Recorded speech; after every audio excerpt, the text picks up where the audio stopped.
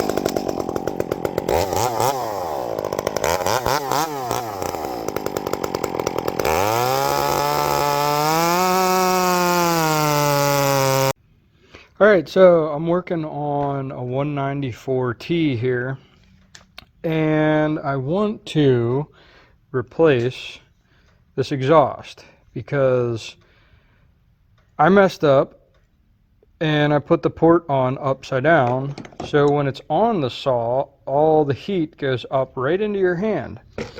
So I went out and I bought another exhaust, and I got a gasket and some bolts and stuff. But I decided I was going to make my own exhaust. And what I did is I had some 2-inch square tubing laying around, and I cut it in half. And I took the gasket and I laid the gasket in there, and I marked the holes and got everything going good. And then I wanted to make a port. Yes, I know I have a West Coast saw port right there, and I have them on all my other saws, but I wanted to try and do this. And I made this port here, and I'll show you in a second. It's too big, but so I went through with the welder, the Dremel, the grinder, cutoff wheel, everything, and got this far into it. Now, if you look at the other exhaust, you have to drop the bolts down into like kind of a cylinder wall here. So what I did was I made one of them external, so I didn't need to make more. And then I found an old bolt that I drilled through and was able to line up and get in there. And I made a baffle on the inside here so that the exhaust comes up and then has to go around here to get out. And then I put this on here, but after I grinded all the threads off, the hole is too big to weld. So this is just a prototype. This steel is too thick.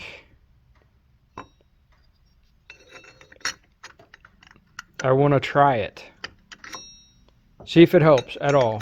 Run it for a little bit, but I don't want to run it long because the steel is so thick, it'll hold heat right here and possibly blow up this motor because of how much heat it has. I have thinner tin here that I wanted to, it's a lot harder for me to weld that than it is this because I end up burning holes. And the reason I'm doing this is because this port, when I put the port on here, other than me just putting it on upside down, the rivet holes didn't line up because it's on the side here. So I smashed it flat and riveted into here, and you can see I had to chase, because of how thin this metal is, I had to chase weld around this entire thing, and it took me a very long time. And there's still a hole in it, and I'm not happy with it. Then I put it on the saw, and the freaking port is upside down. Now, I could just cut that port off. I could just weld this one on here or rivet it you know, right over. I have 2 stainless steel rivets left. I have the port. Didn't want to open this yet.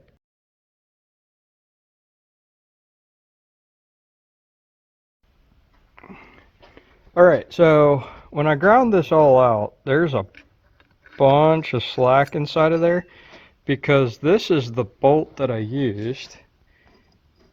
And that's meant for that size, but I cut the threads off of it and you can still kind of see them in there. So I had to make a new top plate anyway. So I went to my design with the port.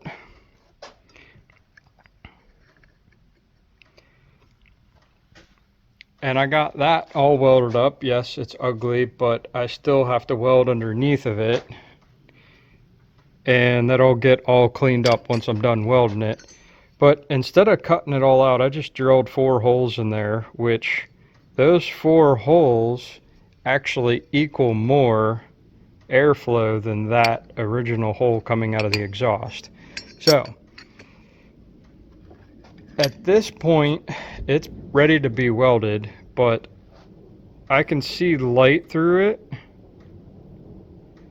and what I need to do is I need to close this gap right here where this fin is, so the air pressure comes around it.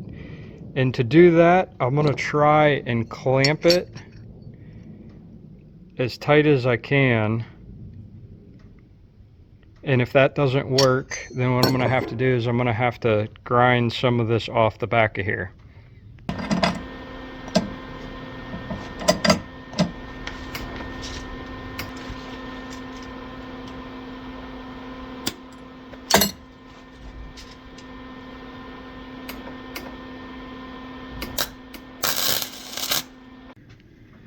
Alright, well, once again, prototype, but there is some holes going through here, and you can see the line right here, so it didn't weld all the way through, but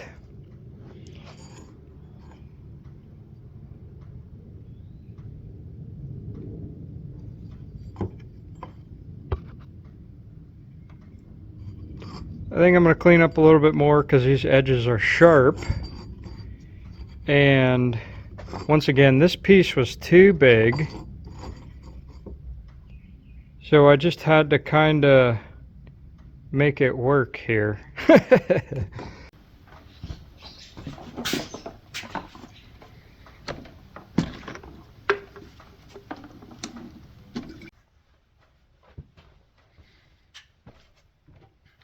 Alright, little 194 here. I got the original ported exhaust that blows up into my freaking hand. This is a cold start. Turn both chokes on. Primer.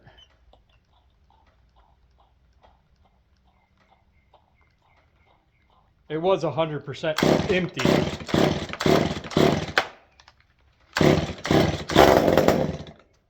That choke off.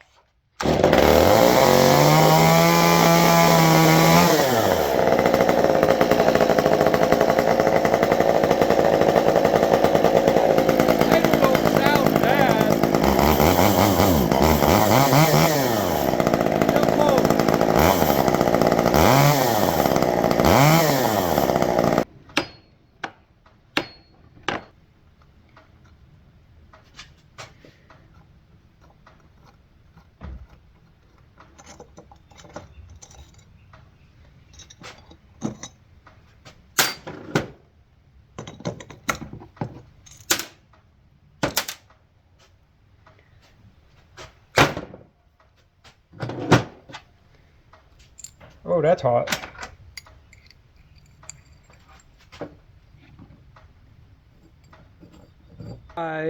This corner here, it's touching.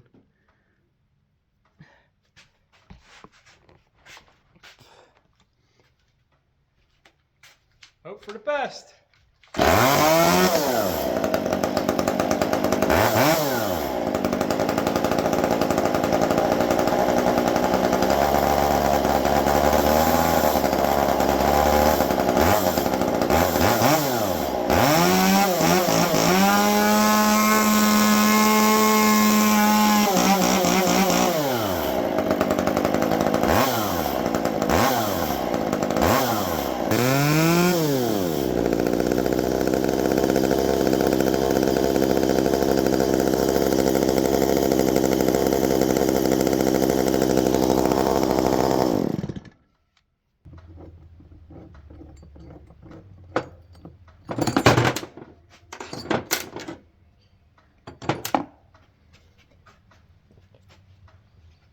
Now I still have this other exhaust with this port. This thing's done and this is still hot. I have this idea, and I still think I can make a ram's horn inside of here somehow. Alright, I had to scrap this idea because I made the exhaust too big. Now I'm not putting a gasket on this, so I put it on the belt sander here. And I messed up and hit it weird on that side, but it doesn't matter because it's all flat here. Now, this thing changed designs a couple times, but it's ready for a test. Now, this air goes into here, and then there's a half pipe that comes down halfway into here. So the air can come in and come back and then goes up and shoots. So it's like definitely gonna have a lot of back pressure in it. Now, let's see what it looks like on the saw. Now I have two 261s. The other one is a C, so it has a auto-tune carburetor on it. This will go on that eventually. I'm just using this one as a test.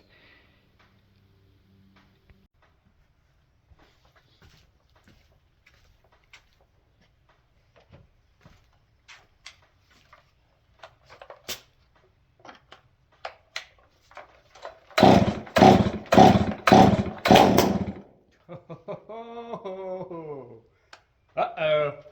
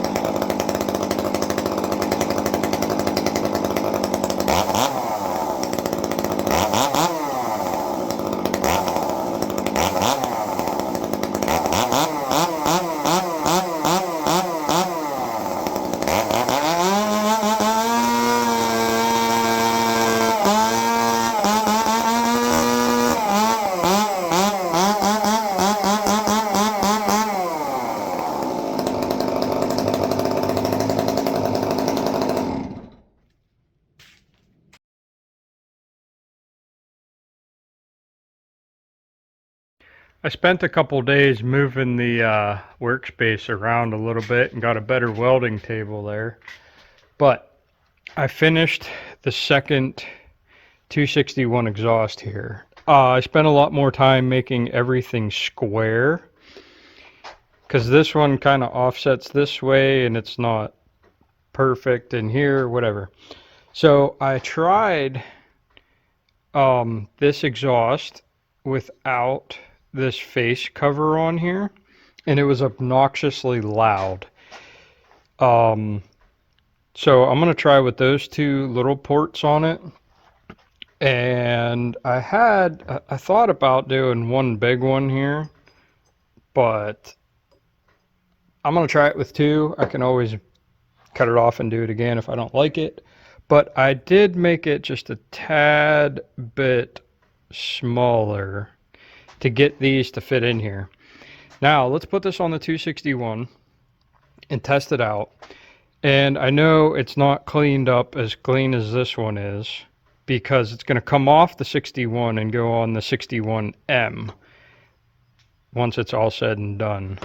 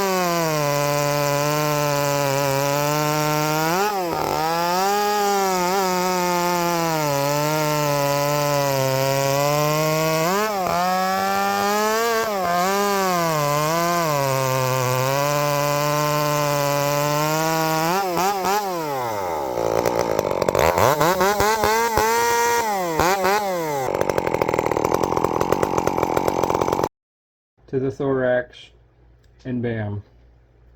Actually, I'm just going to wet my fingers and wet the knot. There.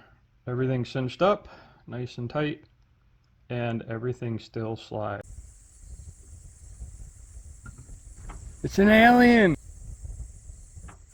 Then this one's going to bite down on that.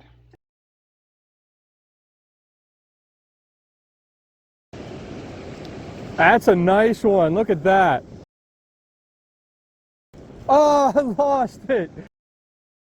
Threw my boots in the mudroom sink here, and after you go fishing, after every stream you go into, you should clean the living crap out of your waders and your boots.